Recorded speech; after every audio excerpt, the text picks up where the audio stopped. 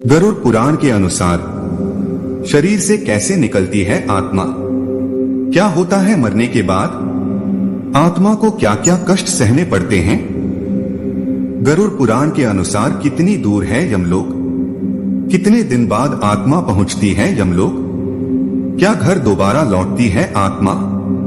मित्रों, अगर इसी प्रकार के सवाल आपके मन में हैं, तो यकीन मानिए आप सही वीडियो पर क्लिक किया है।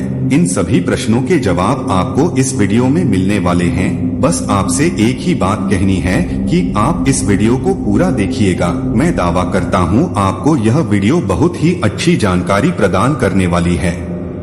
नमस्कार मित्रों, एक बार फिर स्वागत है आपका हमारे YouTube चैनल के एक और नए वीडियो में। दोस्तों, आप लोगों से एक रिक्वेस्ट है कि यदि आप अभी हमारे YouTube चैनल को सब्सक्राइब नहीं किया है तो चैनल को सब्सक्राइब करके घंटी बटन को प्रेस कर दे, ताकि हमारे चैनल के माध्यम से हर आने वाली वीडियो का नोटिफिकेशन सबसे पहले आप तक पहुँचे। तो देरी न करते हुए वीडियो को शुरू करते हैं। मित्रों, हिंदू धर्म में जब कोई व्यक्ति इस दुनिया से चला जाता है तो घर परिवार के लोग घर में ब्राह्मण द्वारा गरुड़ पुराण की कथा रखवाते हैं। मृत्यु के बाद जीवात्मा कहाँ जाती है, यमलोक किस प्रकार पहुंचती है व मरने के बाद क्या होता है आदि रहस्यों के बारे में विस्तृत वर्णन गरुड़ पुराण में बताया गया है। कहते हैं, मृत्यु के रहस्यों के बारे में भगवान विष्णु ने अपने वाहन गरुड़ को अनेक गुप्त बातें बताई थी, जिनका वर्णन गरुड़ पुराण में मिलता है। गरुड़ पुराण में जीवन, मृत्यु और कर्मफल के बारे में बहुत कुछ जानने और सीखने के लिए मिलता है। मरने के बाद उक्त व्यक्ति का क्या हुआ होगा व जन्म मृत्यु से जुड़े सत्य के बारे में जाना जा सके, इसलिए भी गरुड़ पुराण का पाठ किया जाता है। 18 पुराणों में गरुड़ महापुराण का अपना एक विशेष महत्व है। इसके देव विष्णु माने जाते हैं, इसलिए इसे वैष्णव पुराण भी कहा जाता है। गरुड़ पुराण भगवान विष्णु की भक्ति व उनके 24 अवतारों का विस्तार से वर्णन गरुड़ पुराण में मिलता है। इसके अलावा सभी देवी देवताओं व शक्तियों का उल्लेख मिलता है। इस पुराण को 2 भागों में बांटा जा सकता है। पहले भाग में विष्णु भक्ति उपासना की विधियों का वर्णन तथा दूसरे भाग में नरक के बारे में पूरा वृतांत है। वैसे गरुड़ पुराण में 19,000 श्लोक कहे जाते हैं, लेकिन वर्तमान समय में कुल 7,000 श्लोक ही उपलब्ध हैं। गरुड़ पुराण के अनुसार मरते समय शरीर से प्राण कैसे निकलते हैं। गरुड़ पुराण के अनुसार जिस मनुष्य की मृत्यु होने वाली होती है वह बोलना चाहता है, लेकिन बोल नहीं पाता। अंत समय में उसकी सभी इंद्रियां, बोलने, सुनने आदि की शक्ति नष्ट हो जाती हैं और वह जड़ अवस्था में हो जाता है, यानी हिलडुल भी नहीं पाता। इसके बाद उसके मुंह से झाग निकलने लगती है और लार टपकने लगती है। उस समय 2 यमदूत आते हैं। उनका चेहरा बहुत भयानक होता है, नाखून ही उनके शस्त्र होते हैं। उनकी आंखें बड़ी बड़ी होती हैं। उनके हाथ में दंड रहता है। यमराज के दूतों को देखकर प्राणी भयभीत होकर मलमूत्र त्याग करने लग जाता है। उस समय शरीर से अंगुष्ठ मात्र, अंगूठे के बराबर जीव हाँ हाँ शब्द करता हुआ निकलता है, जिसे यमदूत पकड़ लेते हैं। यमराज के दूत उस शरीर को पकड़कर उसी समय यमलोक ले जाते हैं, जैसे राजा के सैनिक अपराध करने वाले को पकड़कर ले जाते हैं। उस पापी जीवात्मा को रास्ते में थकने पर भी यमराज के दूत डराते हैं और उसे नरक में मिलने वाले दुखों के बारे में बार बार बताते हैं। यमदूतों की ऐसी भयानक बातें सुनकर पापात्मा जोर जोर से रोने लगती है, किंतु यमदूत उस पर बिल्कुल भी दया नहीं करते। आत्मा को क्या क्या कष्ट सहने पड़ते हैं। इसके बाद जीवात्मा यमदूतों से डरती और कांपती हुई कुत्तों के काटने से दुखी हो अपने पापों को याद करते हुए चलती है।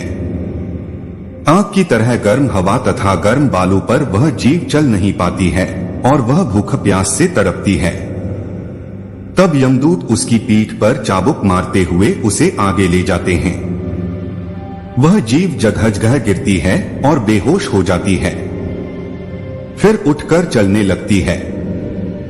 इस प्रकार यमदूत जीवात्मा को अंधकार वाले रास्ते से यमलोक ले जाते हैं। गरुड़ पुराण के अनुसार कितनी दूर है यमलोक? गरुड़ पुराण के अनुसार यमलोक 99,000 योजन वैदिक काल की लंबाई मापने की इकाई है। 1 योजन बराबर होता है 4 कोस यानी 13 से 16 किमी है। वहां यमदूत पापी जीव को थोड़ी ही देर में ले जाते हैं। इसके बाद यमदूत उसे सजा देते हैं। इसके बाद वह जीवात्मा यमराज की आज्ञा से यमदूतों के साथ फिर से अपने घर आती है। घर दोबारा लौटती है आत्मा। घर आकर वह जीवात्मा अपने शरीर में पुनः प्रवेश करने की इच्छा करती है, परंतु यमदूत के बंधन से वह मुक्त नहीं हो पाती और भूख प्यास के कारण रोती है। पुत्र आदि जो पिंड और अंत समय में दान करते हैं, उससे भी प्राणी को तृप्ति नहीं होती, क्योंकि पापी लोग को दान श्रद्धांजलि द्वारा तृप्ति नहीं मिलती। इस प्रकार भूख प्यास से युक्त होकर वह जीव यमलोक जाती है। इसलिए पिंडदान करना होता है जरूरी। इसके बाद पापात्मा के पुत्र आदि परिजन यदि पिंडदान नहीं देते हैं तो वह प्रेत रूप हो जाती है और लंबे समय तक सुनसान जंगल में रहती है। गरुड़ पुराण के अनुसार मनुष्य की मृत्यु के बाद 10 दिन तक पिंडदान अवश्य करना चाहिए। उस पिंडदान के प्रतिदिन 4 भाग हो जाते हैं। उसमें 2 भाग तो पंचमहाभूत देह को पुष्टि देने वाले होते हैं, तीसरा भाग यमदूत का होता है तथा चौथा भाग प्रेत आत्मा खाती है। 9वें दिन पिंडदान करने से प्रेत आत्मा का शरीर बनता है। 10वें दिन पिंडदान देने से उस शरीर को चलने की शक्ति प्राप्त होती है। ऐसे बनता है आत्मा का शरीर। शव को जलाने के बाद पिंड से अंगूठे के बराबर का शरीर उत्पन्न होता है। वही यमलोक के मार्ग में शुभ फल को भोगता है। पहले दिन पिंडदान से मूर्धा सिर, दूसरे दिन से गर्दन और कंधे, तीसरे दिन से हृदय, चौथे दिन के पिंड से पीठ, 5वें दिन से नाभि, छठे और 7वें दिन से कमर और नीचे का भाग, 8वें दिन से पैर, 9वें और 10वें दिन से भूख प्यास आदि उत्पन्न होती है। ऐसे पिंड शरीर को धारण कर भूख प्यास से व्याकुल प्रेत 11वें और 12वें दिन का भोजन करता है। कितने दिन बाद आत्मा पहुंचती है यमलोक?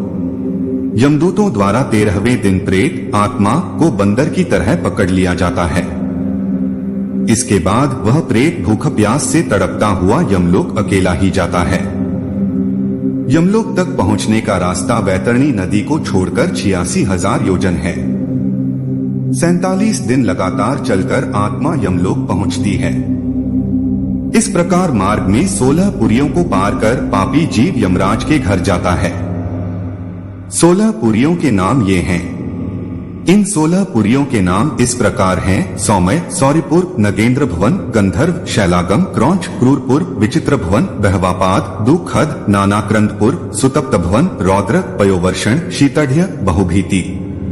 इन 16 पुरियों को पार करने के बाद आगे यमराज पुरी आती है।